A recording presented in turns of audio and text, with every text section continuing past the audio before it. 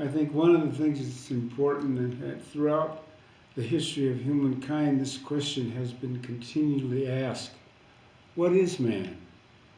The sequences of Crazy Horse brings us closer to who we are as human beings by social actions and beliefs we follow.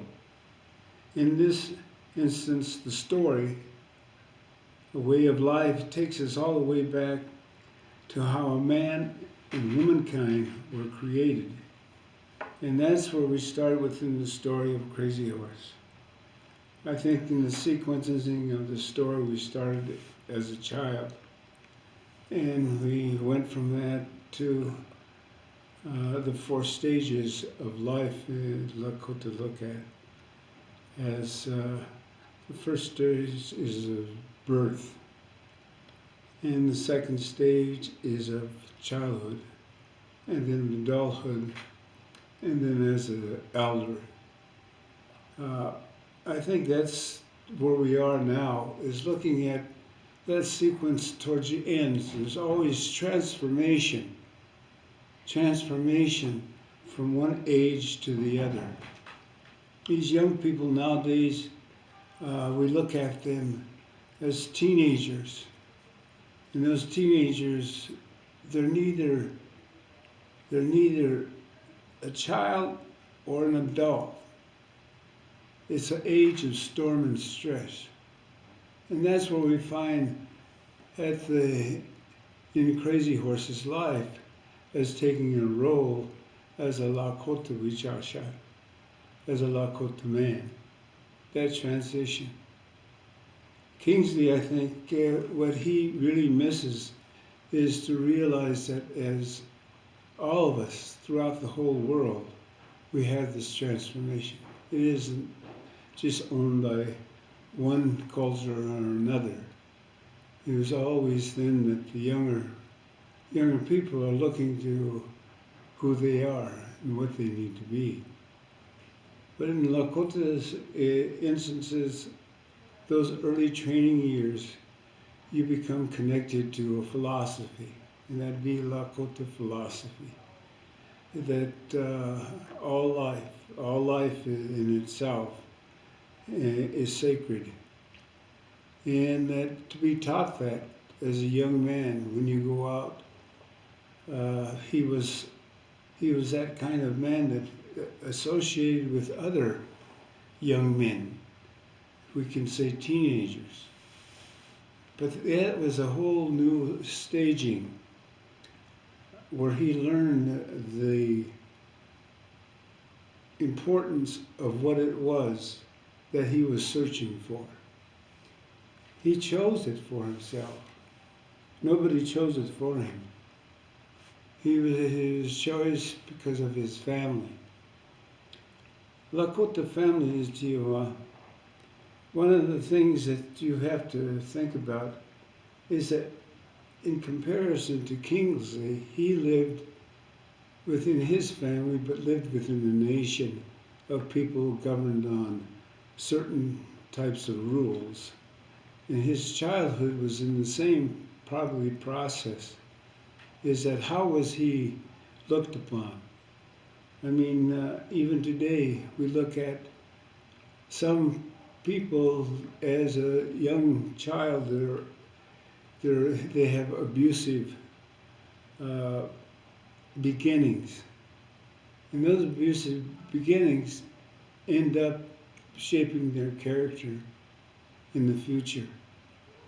Some of them, as Kingsley points out, that some of them were really a transition, and out of that youth, there was many things that were coming out. I've taken some notes, and I wanted to kind of identify some of those disconnects that serve today, and that's why it's really relevant to look at what we really look at from our childhood. And one is the whole idea of Lakota psychology or of people is the bonding factors for who we are begins as a child. And that is, some of us then become, in our adult relationships, because of the way we were treated, we have over compensation. And that overcompensation is the fear of being abandoned or rejected. And how do you prove your worth and avoid the conflicts at all costs? Because those rules are set up as we call Ozuye, as a warrior. There was discipline. He had to learn from other warriors. He had to and that is the same all over. If in the history of humankind you think it as the foundations of many of the European nations were based upon the Greeks. The Greeks had 7 tribes. The Greeks in themselves, they had an oracle where they would go to, and their philosophers or their teachers. So the teacher becomes an important part. Not only that, but those that undertake him. And usually in Lakotas, it wasn't we didn't have chiefs. We didn't have, what we had was a extended family. That became, and we governed through that. Those that could lead were chosen by the people. And so it was within the deeds you've done. And that was with Crazy Horse. Tashunka Witko. Even the name Tashunka Witko relates to a spirit of something that is animate, something that you wanted to capture that spirit. And we see that as any warrior, that we capture it by utilizing certain types of wildlife or certain types of things that we observe. And that observation, Crazy Horse knew that. He observed the black coats or the priests. He listened to them. He listened to their words. Saint Pierre, dismissed in the Jesuits. The Jesuits profoundly continued to have this whole thing about conversion, always conversion in one way. They were always right. Whereas Lakota in itself says you had a choice to choose who you were.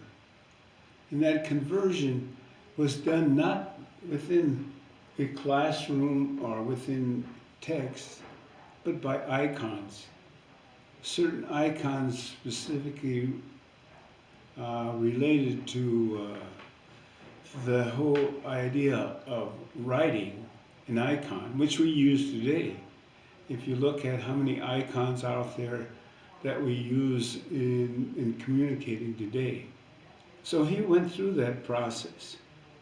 He went through that process, and he was in that transformation. One of the things, we have a thing, Zuzecha, or we call it the dragonfly, that stands for transformation. As a transformation of both men and women, as the young people, they transition into that world of becoming part of the ceremonies, is catch the ball. How do you become a woman? Ceremony. How do you do that within Lakotas? To Humbla, to go up to ask your creator of who you are. These were the things that was impounded in Crazy Horse's mind as that person. He was neither. he came from where he was born, and that was what was given. So he listened to those things, and he listened to what he thought was in those things that would guide him. So he in that time, if you start looking back in that time, if you start looking to the times before, during 1868, look at all the battles that he had seen already. He had seen people of his of stature just shot down and killed. He's seen those happening with some of the leaderships that was surrounding the areas that we call everybody at Fort Laramie, which was a trading post. The trading post became the place where you would go to talk of things. And people in each Tioshpa lived different from one another, but they had an alliance of families. And those families had their own nachas, their own leaders that they chose because of the knowledge of what that person possessed, both men and women. It was an equality. It was that equality that they found in their philosophy of the significance of numbering 7 and 4. And everything revolved around those issues. So when you sing a song in Lakotas, they say, nowadays, they sing a song, it's usually done in 4 verses. Whereas Western civilization, they done it, their musical scales, if you look at, is 7 notes. Lakotas is 6. And so within the music itself, it talks about the 4 directions, the earth, Mother Earth, and the sky, and the power beyond that. Not in just this world, but the other world, to the universe, the stars which they measure, the stars which they watch. And so we're just coming into March, and it's solstice. It is the beginning of the ceremonies that will start again, to reassure again within this earth that there is no past. The past is past. Those that have passed during this winter, they've gone on, they've done what they were made to do. But in the future is always coming. But the present is here, and within this day. And that's why they call it Ampetu. And he learned those things. Ampetu is the redness of the day when it comes. Ampetu Ashte means it's going to be a good red day. Dialogue. At the end, he was in a transition. He was transitioning at the age of 32, some say 39. He died. And he was killed. He came back, and he was a very patient and humble man. And they found him very pleasing. He wasn't a tyrant. He wasn't not in his personality, but he wanted to transform into adulthood. He wanted to relate, and his time of protecting was over. But in the end, he knew by giving, and at the end, when they took him and he was assassinated, he came in and they tried to poison him. And so finally the people, and the Lakota people in their culture, they looked at him and said that he was a person that was an enigma. An enigma is, he was different.